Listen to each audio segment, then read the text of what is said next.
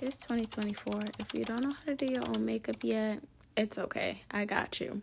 This day I prep with two primers, the Bobbi Brown and the One Size primer, and I let that dry down for a minute or two before going in with my brows. For my brows, I go in with the Makeup Revolution brow gel, and I use that to really sculpt out my eyebrows before going in with the Milani brow pen. Using this pen helps me get those hair-like strokes, and then I go in with my concealers. I mix them just so that it's not super bright under my eye, and I use that to carve out the bottom of my eyebrows, and then at the top I use my actual foundation to blend it. For my foundation, I like going in with a flat brush before a more dense brush to blend it out, and then at the top of forehead I like to use a smaller brush so that I'm not messing up my hair, and then I go in with my first concealer, which today I'm using my Huda Beauty one.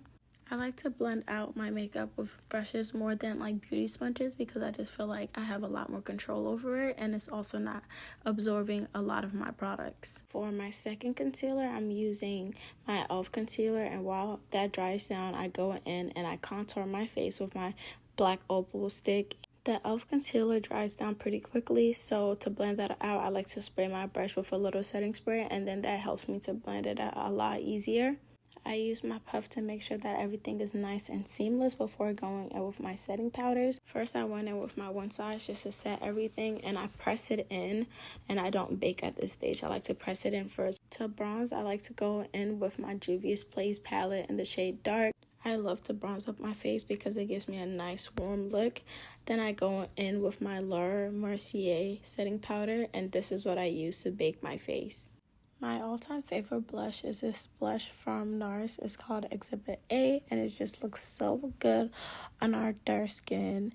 For my lips, I like to go with this Kiss lip liner, and then I use the Morphe lipstick in the shade Virgin.